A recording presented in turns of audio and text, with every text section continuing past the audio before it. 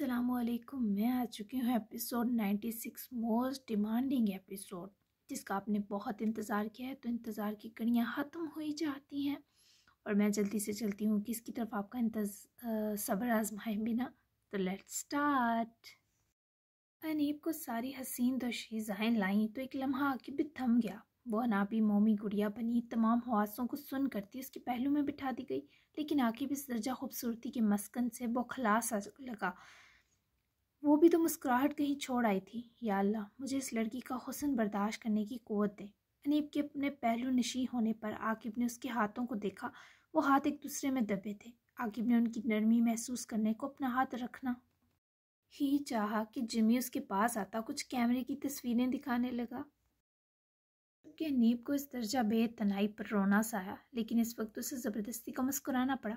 वहीं जहांगीर सब मेहमानों वगैरह से मिलते मिलाते सिमल और जासिम के कुछ ज़्यादा ही यार आने पर इन दो की तबीयत साफ़ करने को असील तेवरों से इन दो की तरफ बढ़े। आप दो कुछ ज़्यादा यार नहीं बन रहे आजकल। मेरे सब्र की एक हद है भाई। सिमल और जासिम जो मोहब्बत से कपले हास को कंधों पर हाथ रखे तक रहे थे, जहांगीर की जल बुनकर पीछे से मुखातिब करते पर हसीन शरारत भरा मुस्कुराए। जिमिल भाई, जहांगीर भाई को लग रहा है मैं इनसे इनका दोस्त छीन लिया। जासिम के जताते जिच अंदाज पर कहने पर जहांगीर दोनों को सामने आ रुकते सर्द घूरे। लग नहीं रहा, सच में ऐसा ही है। ये मेरा दोस्त है जासिम मोहन। जहांगीर ने बच्चों को पीछे छोड़ा। उनकी जलन छुपा ढका मामला ना रही थी। जिमिल और दोस्ताना दिखाकर जासिम से लिपटा, जिस पर जहांगीर जब्त बर्दाश्त से मुठियां बेच गए। मेरा शोना जल रहा है। जिमिल ने कमीनगी भरे प्यार से जहांगीर की थोड़ी सहलाई इसे जिलबिलाने पर मजबूर किया तो जहांगीर ने तप कर इस हराफाती का हाथ परे झटका। मैं नहीं छीन रहा आपका दोस्त, पर जिमिल भाई की वाइब्स आज भी बहुत कूल हैं। ऐसा लगता है हम दो का कोई एक सा सफ़र शुरू होने वाला है। जासिम की ये बात गहरी थी पर जहांगीर का दिमाग माउफ हुआ। क्या मतलब हुआ? कहाँ जा रहे हो तुम दोनों? जिमिल, तूने जासिम के साथ ट्रिप प्लान किया है? बता, मैं तेरी थुन्नी सेक दूंगा। जहांगीर की जान सी निकली, चेहरे की रंगत यकदम बदली। जिमिल खुलकर हंसा। अरे यार, तुम सब बीवी वाले हो और हम आधे अधूरे। हमारा अब आपस में दोस्ती यारी का प्लान है। क्यों जासिम साहब? जासिम की मुस्कुराहट वसूली। अब हम दो अकेले मस्किन लोगों को किसने लिफ्ट करवानी? इसने अपना लोंडा ब्याह दिया, मेरे बच्चे भी अपने उनके साथ सेट, तो हम दोनों एक दूसरे के साथ देते हुए दुनियाएं घूमने का प्लान किया है। जिमिल ने फौरी जहांगीर की जलते दिल पर फवार बरसाई, लेकिन दुगनी जलन की। फिर ठीक है, लेकिन मेरे बगैर तुम दो कहीं निकले ना तो गर्दनें मरोड़ दूंगा। जहांगीर दोनों को कड़े तेवरों से धमकाते पास से गुजरे तो जिमिल और जासिम हंस पड़े। फिर इन्हीं अजीब हंसती आंखों से एक दूसरे को देखा। जहाँ जासिम की नज़र स्टेज की खूबसूरती पर थी, वहीं जिमिल की हसरत से भरी निगाहें दारिया पर थी। जासिम इजाज़त लेते स्टेज की तरफ गए तो जिमिल ने भी अपने कदम दारिया की तरफ बढ़ाए, जो सोहा, बेला, जानिया, माया और मावल की हमरा खड़ी सबसे मिल रही थी। जिमिल जलाल को अपनी तरफ आता देखे इन सबसे माजरत किए उनकी तरफ बढ़ी। मैंने सुना है बेटे ने माफ़ करके गले लगा लिया आपको, जिमिल जलाल खान। दारिया और वो आमने सामने खड़े थे, बज़ाहिर पहाड़ की तरह मजबूत, पर अंदर से रेजा रेजा। वो तंज करने से बाज ना आई। तुम भी ये शर्फ बख्श दो। मैं नहीं जानता जब बेटी गले लगती है तो कैसा लगता है। आओ, मुझे इस सुख से भर दो। जिमिल की आवाज़ न चाहते हुए भी तिश्नगी की हिद्दत से काम गई, जबकि दारान भले दोस्तों के हमरा खड़ा हो, पर तवज्जो दारिया की इस तकलीफ़ पर थी जिसमें वो इस लम्हा तरसी बेटी होकर भी बाप से दूर रहने की तकलीफ़ में सरता पैर मुब्तला थी। मुझे भी नहीं पता कि बाप की आगोश का सुकून कैसा होता है, लेकिन आपको सुखी क्यों करूं? माफ़ भी मैं करूं, हिफाजत भी, और ये सुख भी मैं दूं। दारिया ने इस शख्स को इस्तेज़ाया हुए देखा तो जिमिल ने अपनी खुली बाहें मायूसी से वापस समेट ली। आंखों में दर्द उतर आया। दारिया पास से गुजरी तो जिमिल ने उसका खूबसूरत नर्म सा हाथ अपने मजबूत हाथ में जकड़ा। दारिया की नज़र दारान से मिली, जो इसे दिल नरम करने का इशारा कर रहा था, पर दारिया से हो ना सका। शायद अगर जिमिल से गले लगाता तो वो लग जाती। थोड़ा सा वक्त दें, थोड़ा सा। वो इनके हाथ से हाथ आज़ाद करवाती, कामती टूटती रहम तलब गुजारिश किए फ़ौरन से वहाँ से चली गई। पर जिमिल ने भीगी आंखों से मुस्कुरा कर अपने हाथ को देखा। दारिया ने खुद को जल्द संभाल लिया। वहीं स्टेज पर बैठा आकिब आज भी संजीदा था।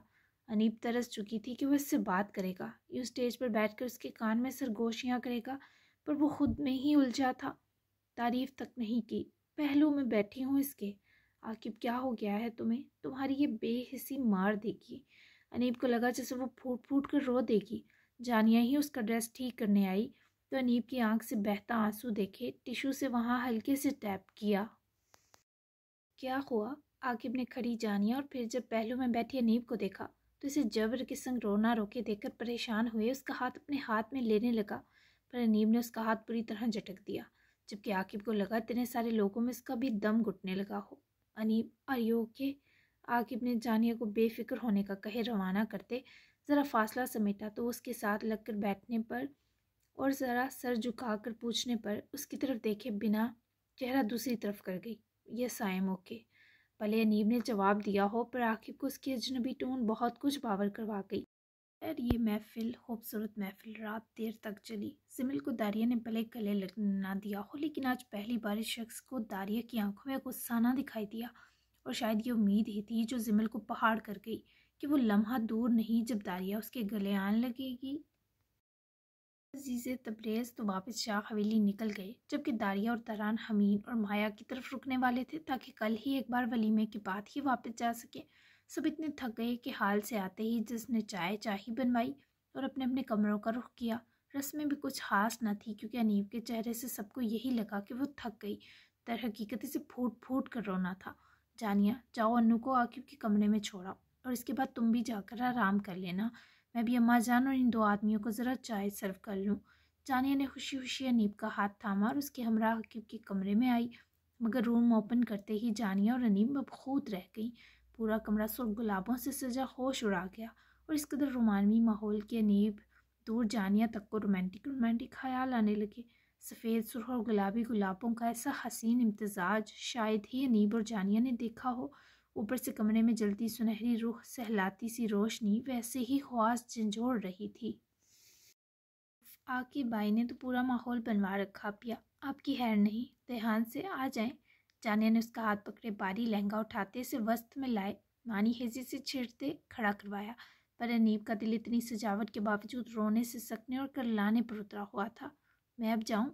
जानिया ने अनीब की आंखों की नमी को शायद ये मर्ग सी खुशी में गिरदानते नरमी से पूछा, क्योंकि जानिया की अपनी कमर दर्द में थी। हाँ जाओ, तुम आराम करो, मैं ठीक हूँ। अनीब ने इसे रुखसार से हाथ जोड़े बेफिक्र किया, जिस पर अनीब इसे इस खूबसूरत कमरे के हवाले करती कमरे से चली गई, जबकि उसके जाते ही अनीब की आंखों में इसने जितने आंसू दबा कर रखे थे सब बारी पड़ती आंखों से टपकने लगे।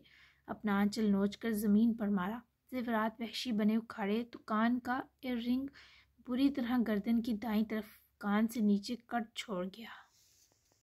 आह, वो दर्द पर कराही और जब छुआ तो उंगली की पोरें खून से तर थीं और रोना आया तो लहंगा दो हाथों में लेकर ऊपर सरका कर उठाती वो रोती हुई ड्रेसिंग रूम जा घुसी। रोते हुए ही इसने अपनी सारी तैयारी उजाड़ दी। तुमसे नहीं होगा आकिब, तुम सिर्फ जान ले सकते हो, तुम एक लड़की की फीलिंग्स नहीं समझ सकते। अगले चंद मिनट्स में वो दुल्हन से तड़पी हुई सोगवार अनीब बन गई, जिसका चेहरा जीत की सुर्खी में डूबा था, जिसके होंठ बिना मोहब्बत पर शदीद लम्स पाए ही लिपस्टिक मसल मसल को उतारने पर गुलाबी हो चुके थे। इसने ये भी ना सोचा कि अगर आकिब अपने सिवा किसी का तशद्दुद आज उसके वजूद पर देखेगा तो किस कदर वहशी हो जाएगा, क्योंकि मलकियत के मामले में वो किसी नरमी का कायल न था। वो अपनी उजड़ी आंखों पर और दिल पर ताशता हुई न जाने कितनी देर अपने चेहरे को धोया, तब जाकर मेकअप उतरा, लेकिन वो यूं करके और तबाही बन गई। अगर आकिब इसे यूं देखता तो सरेनो पागल हो जाता। जो पहनने को सादा सा कुर्ती पजामा मिला वही पहने वो वापस कमरे में आई। सजावट से दम घुटा तो आंखें बंद करके गहरी सांसें बनने लगी, पर यह महकी हुई मुअत्तर फिजा उसकी सांस में भी घुल गई। वहीं आकिब ने बाबा के सो जाने तक इंतज़ार किया। ये तो रिजाल की नज़र पड़ी कि वो उसे दबोच कर जासिम के कमरे से परे ले गया। और तुझे गैरत नहीं आ रही? क्या कर रहा है तू कब से यहाँ? अनीब के पास क्यों नहीं गया? देख आकिब, तेरी ये बेहिसी उसका खून सुखा देगी। छोड़ दे हर दूसरे मामले की जान, जा उसके पास। कब से वो कमरे में अकेली बैठी होगी, घंटा तो हो गया है। दफ़ा हो। अब अगर तू मुझे पैलेस में दंदनाता नजर आया तो तेरी गलत जगह इंतकामी मुक्का मार दूंगा, फिर मना लेना वेडिंग नाइट। रिजाल के तो तलवों तक आकिब को कमरे से बाहर देखे आग लग गई। तभी तो इसने बदजुबान होने के अगले पिछले रिकॉर्ड भी तोड़े। जबकि आकिब ने उसकी आखिरी धमकी पर एक सेकने की फिर तमन्ना की, पर वो फौरी पहुंच से बदक कर दूर हटा। जा रहा हूँ मेरे बाप, बकवास ना कर। आकिब ने इसे राह से गुस्से से हटाया और अपने कमरे का रुख कर गया, जिस पर रिजाल के मन में भी कुछ हराफाती से ख्याल होने लगे। बहुत मुश्किल से इस अपना मूड अनीब के हाथ रोमानवी बनाया, क्योंकि कम अज़ कम आज अनीब किसी कमी या नाइंसाफ़ी की मुस्तहिक न थी। लेकिन कमरे में दाखिल होते ही आकिब का मूड सख्त बिगड़ा। एक तो अनीब चेंज कर चुकी थी, दूसरा कमरे की तमाम बड़ी लाइट्स ऑफ किए सोने भी लेट गई। आकिब को लगा उसका कलेजा इस सबको देखे झुलस कर रह गया हो, पूरे जिस्म में गर्दिश करते लहू में जहर घुल गया हो और अरमान भरा दिल किसी ने कुन छुरी से 2 टुकड़े कर दिया हो। इसी धुआं होते अंदाज में वो दरवाज़ा बुरी तरह पटक कर बंद किए, तमाम लाइट स्विच बोर्ड की जानिब ऑन किए और सोफे पर फेंकते अपनी शर्ट के किनारों जो पेंट में सफाई से दुस्से थे खींच कर निकाला और 2 बटन गिरेबान के नोच कर खोलता नीब के सर पर पहुंचा। कुछ लम्हे तो उसको तकलीफ से देखता रहा और फिर करवट के सबब सोई नीब की बाजू हाथ में दबोचे झटके से खींच कर बिठाया। सोई नहीं थी, तभी से अचानक इफ्ताद झटके पर नम आंखें किए सर पर खड़े आग की तरह दहकते आकिब को पिघली हुई अखियों से जिगर पास सा देखने लगी, जो उसकी ठोड़ी पर हाथ की पकड़ जमाए ज़रा इसके चेहरे पर झुका। उसकी नज़रों में छाई शिकायत अनीब का सांस घोट गई। इस सब का जवाब दो कि अनीब, किसने हक दिया तुम्हें मेरे अरमानों को हकस्तर करने का? किसकी इजाज़त से तुमने सुहाग का जोड़ा बदला? किसकी इजाज़त से तुमने मेरा इंतज़ार किए बिना आराम करने की हिम्मत भी की? उसके हर वहशियाना सवाल को सुनकर बर्दाश्त किए उसका हाथ हटाकर जकड़े फौरी उठ खड़ी हुई। अनीब की आंखें यूं थी जैसे वो बहुत रोई हो। What happen? तुम रो रही थी? अनीब, क्या मुझसे कोई गलती हो गई है जो तुमने मुझे ऐसी सज़ा दी? वो जो चीर फाड़ डालने वाला लग रहा था। अनीब के चेहरे का दर्द बर्दाश्त ना करते उसका चेहरा हाथों में दीवानगी से भर गया। अनीब इसे चुपचाप देखती ही गई। गलती तो मुझसे हुई है, ये उम्मीद लगा ली कि जैसे तुमसे मैंने मोहब्बत की तुम भी वैसे ही करोगे। लेकिन नहीं, तुम नहीं कर पाए मुझसे मोहब्बत। तुमने हमारी शादी फीकी कर दी। एक बार भी मुझसे मिलने की कोशिश नहीं की। इतने शरीफ तो हो नहीं तुम, ये पाबंदियां तुम्हें रोक सकती। तुमने थप्पड़ की सज़ा दी है ना, खुद मुझे उकसाया, खुद ही दिल से निकाल दिया। और सॉरी, दिल में तो मैं थी ही नहीं। आकिब का दिमाग माउफ हुआ। तभी से समझ ना आई कि नीब क्या बोल रही है। मैं कल से अब तक जितना रोई हूँ ना, इतना तुम्हारी लापरवाही ने भी नहीं रुलाया होगा। इससे अच्छा था हम मेलबर्न ही रुक जाते और तुम मुझे कभी रुखसत ना करवाते। वो आकिब चंद दिन का था ना, मार दिया ना तुमने इसे फिर से। मेरी खुशी बर्दाश्त नहीं हुई, ले लिया तुमने मुझसे वो आकिब। कुछ नहीं चाहिए मुझे, अब बात भी नहीं करनी मुझे तुमसे। उसके सीने पर हाथों से दबाव देती, परे धकेलती, गिरने के अंदाज में वापस बैठे, चेहरे पर हाथ पीछे को मुड़े, तकिए में छुपा छुपा कर सिसक उठी। जबकि आकिब ने अजीब दर्द करती कैफियत में कर्न पट्टी मसलते वैसे पास बैठे इस लड़की की खुद अजियती देखी। अनीब, मेरी तरफ देखो, मुझे बताओ हुआ क्या है जो तुम्हें ऐसा लगा? रोना बंद करो, मेरे दिमाग में दर्द उठ रहा है तुम्हारी सिसकियाँ सुनकर।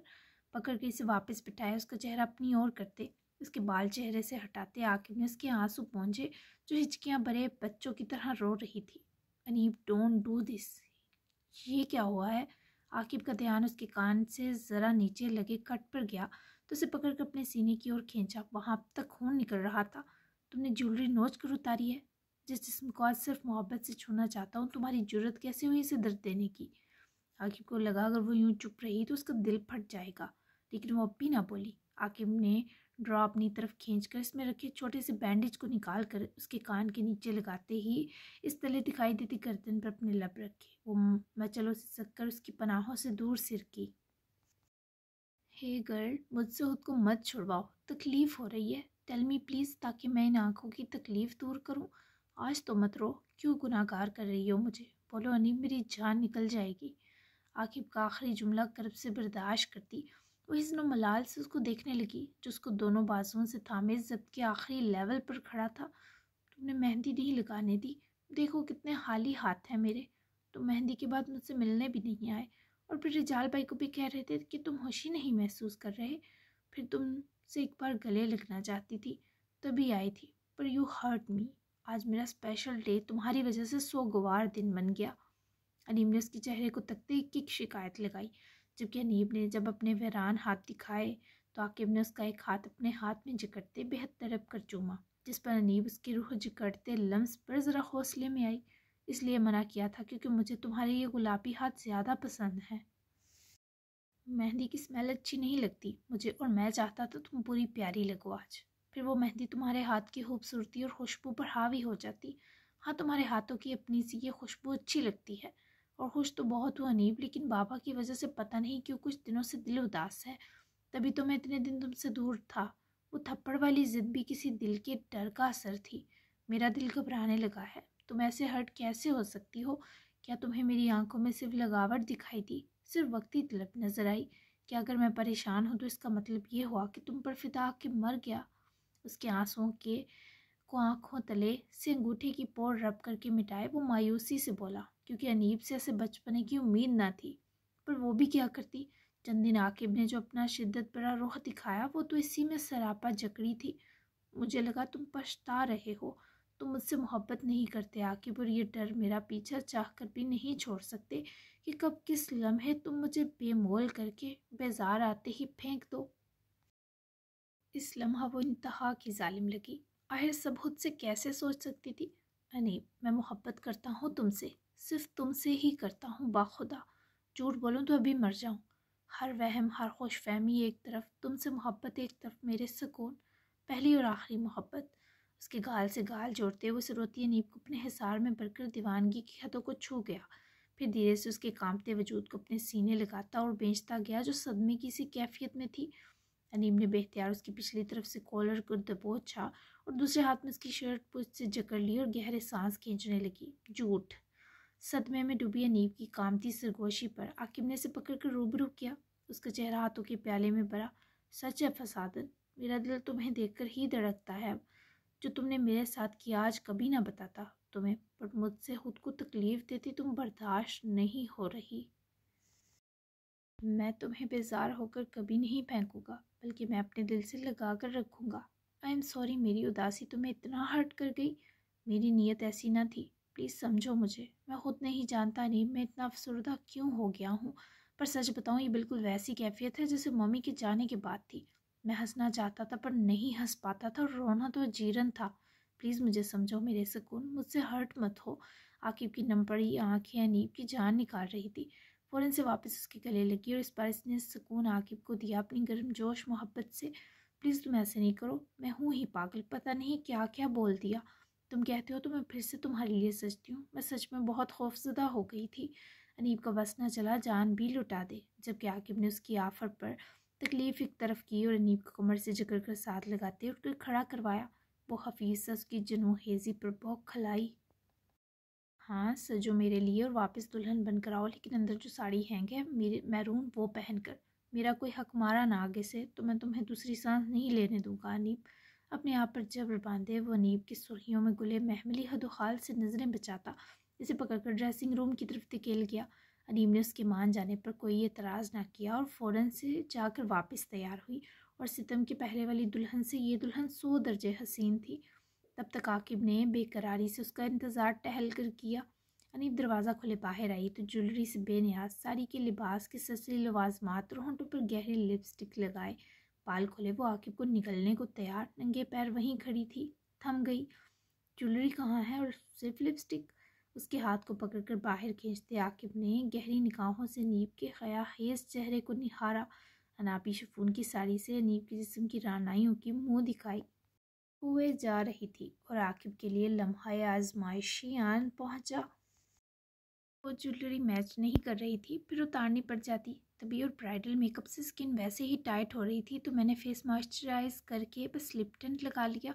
देखो कितना सूट कर रहा, सिंपल लुक, प्लीज़ मुझसे मान जाओ। अनीब ने रुक रुक कर आंखें बार बार झुकाते बताया, क्योंकि आकिब की निगाहों की मूज और शिद्दत के आगे अनीब का दम निकल रहा था। मान गया। एक नर्म सी जसारत की अनीब के चेहरे के इजाफी रंग मिटाते अपने हिसार में भरते नज़दीक किया। अनीब की धड़कनों में सांस सांस संगम और जकड़न पर ताश बरपा हुआ। आकिब तुम उदास मत हुआ करो। देखो ज़िंदगी आसान नहीं है, बहुत कुछ अनएक्सपेक्टेड हो जाता है। हमें कुछ ऐसा मिल जाता है अचानक जो हमारी हसरत हो, और कभी बहुत कीमती सा कुछ हाथ से छूट जाता है। मुझे पता है तुम बाबा को लेकर एक्स्ट्रा पॉजेसिव हो रहे हो, लेकिन अल्लाह के फैसलों पर तुम भरोसा करने वाले बेटे हो। मुझे तुमसे हौसले की उम्मीद है। अभी वो अनीब और अपने सिवा किसी बारे सोचना ना चाहता था। तभी जब अनीब ने अपने हाथों की पौना से उसके चेहरे को छूते आंखों में आंखें डाले समझाया तो उसकी आंखों को बारी बारी चूम कर अनीब को भी संजीदगी बुलाकर खुमारी में मुब्तला कर गया, जैसे मुझे तुम मिल गई।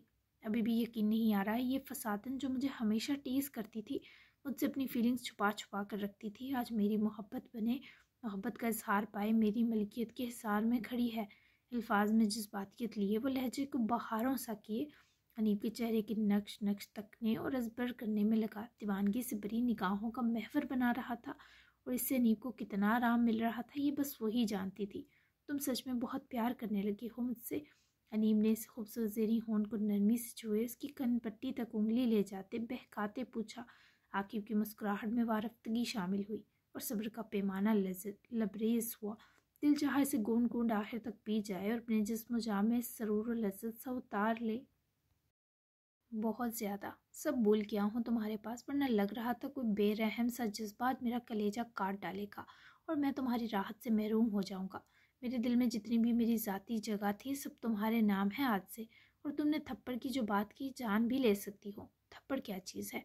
मैं थोड़ा अजीब हूँ, तुम जानती हो, सर नहीं झुका सकता। शायद ये मेरे खून में ही है। ही नहीं, मम्मी पर चला गया, वो मर गई पर सर नहीं झुकाया। लेकिन आई थिंक जिससे मोहब्बत हो जाए इसके लिए झुक जाना चाहिए।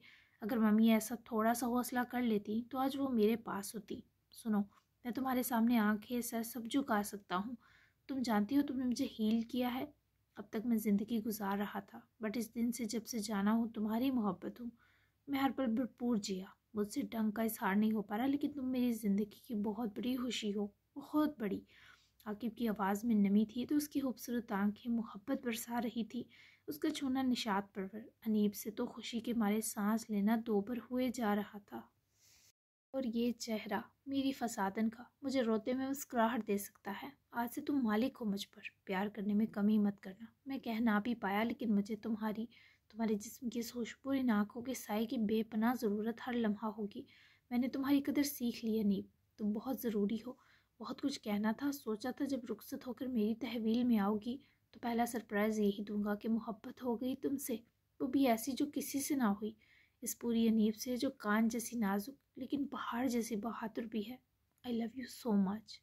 उस प्यार से उसके रुखसारों को चूमे अनीब की जान ले रहा था। अगर आकिब को इसने दोनों हाथों से पकड़ ना रखा होता तो इस सरप्राइज़ को बर्दाश्त ना कर पाती।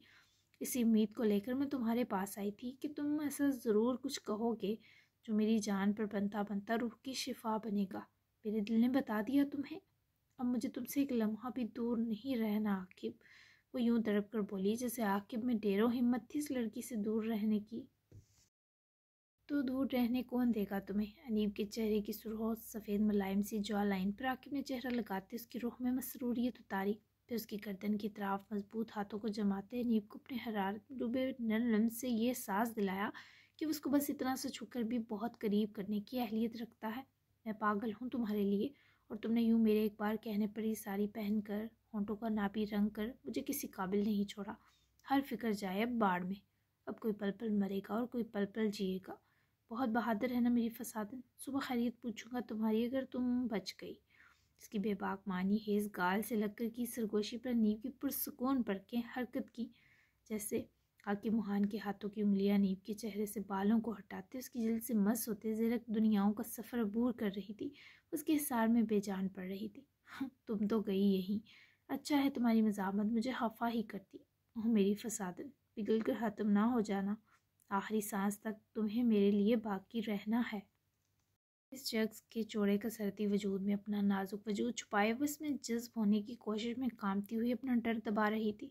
आकिब ने गर्दन झुकाकर नीब का चेहरा उठाकर रहम तलब होकर देखने पर उसके माथे पर लब रख के हौसला दिया, जबकि आकिब जैसे शिद्दत पसंद से आज वो नरम नरम लम्स पाकर संभल जाती। उसे प्यार करना चाहता था, जान नहीं ले सकता था, क्योंकि फिर खुद कैसे जी पाता। आखिरी होश के लम्हे वो थे जब दोनों ने एक दूसरे की आंखों में महबूबियत से देखा और एक दूसरे के वजूद से उठती आसूदगी और रज़ा में अपने अंदर उतरते महसूस किया। और इस सबब दोनों के दिल की धड़कनें बेहद बढ़ गईं कि बीच की राज सी बात को भी ख़तरनाक हद तक बढ़ा कर रख गई। जारी है विदाउट टू मच चिपका चिपकी। एक हॉट सी भी हाजिर है जी, तो मिल गया चैन अनी बाकी फैंस। जानिए रिचाल की थोड़ी सी स्पेशल एपी कल। जिस हिसाब से मैं चल रही, लगता है ये हफ्ता भी लास्ट नहीं होगा। आप सब लगता है बैठ के दुआएं कर रहे हैं कि नावल ना ही ख़त्म हो, मुझे पता चल रहा है। खैर बेस्ट सीन और डायलॉग ज़रूर बताएं और चैनल भी लाजमी सब्सक्राइब करें। अब हम मिलते हैं 97 एपिसोड में। तब तक के लिए अल्लाह हाफिज़। दुआओं में याद रखिएगा।